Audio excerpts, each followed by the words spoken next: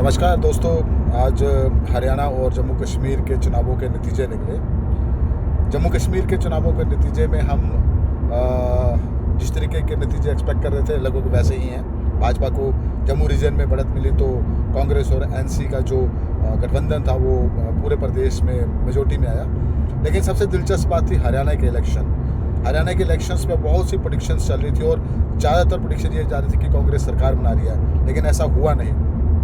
और ऐसा क्यों नहीं हुआ, इसका एक सबसे बड़ा कारण ये है कि आज से लगभग 4 महीने पहले जो पूरे प्रदेश में लोकसभा के इलेक्शन हुए थे और जो अब की बार 400 पार का भाजपा के नारा दिया था और उस नारे को जो उत्तर भारत में सबसे ज़्यादा डंट पड़ा था, उसके बाद जिस तरीके से देश में माहौल बना और जिस तरीके से सब ये कह रहे थे कि भाजपा बैकफुट पे चली गई है, प्रधानमंत्री कमज़ोर हो गए हैं और अब 240 के साथ जो वो निर्णय बीजेपी शायद नहीं ले पाएगी जो पहले लेती रही है, उन सब चीज़ों का रिफ्लेक्शन हरियाणा के इलेक्शंस में नज़र आया है।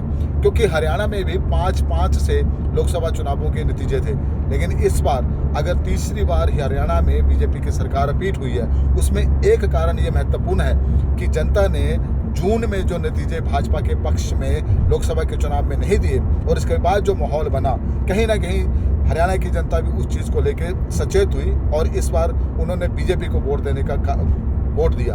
दूसरा, भाजपा ने जो नायब सिंह सैनी को मुख्यमंत्री बनाया और जिस तरीके से नायब सिंह सैनी ने पिछले 4 महीने में एंटी इनकम्बेंसी को ख़त्म किया, वो कहीं ना कहीं भाजपा के पक्ष में गई। और सबसे महत्वपूर्ण बात, जो कांग्रेस ने ओवर जो एक्साइटेड थी कांग्रेस की, हमें कुछ करने की जरूरत नहीं है, और वो ओवर एक्साइटमेंट कांग्रेस की लोकसभा चुनावों में भाजपा के 272 ना पहुंचने से थी, ना कि कांग्रेस ने बहुत बड़ा आंकड़ा नहीं पार किया। कांग्रेस 99 पे ही रही लोकसभा में, लेकिन कांग्रेस इस बात को लेकर ज़्यादा एक्साइटेड थी कि भाजपा को हमने 272 पार नहीं करने दिया, और वो उसी एक्साइटमेंट में ये भूल गई कि विधानसभा चुनावों में उनको अगर सरकार बनानी है तो 45 का आंकड़ा पार करना पड़ेगा।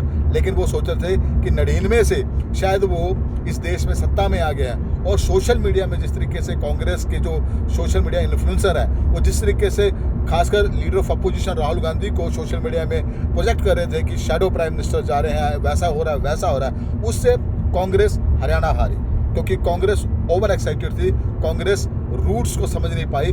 कांग्रेस ये देख रही थी कि लोकसभा चुनावों में भाजपा 272 नहीं पहुंची है तो हरियाणा में भी भाजपा हार रही है, लेकिन ऐसा नहीं हुआ। बीजेपी ने हरियाणा में ज़मीन पे काम किया, अपनी कमियों को ठीक किया, कैंडिडेट्स बदले, बहुत सी जगह कैंडिडेट्स का विरोध भी हुआ, लेकिन जीतने वाले कैंडिडेट्स को आगे लाई और बीजेपी सरकार बना दी।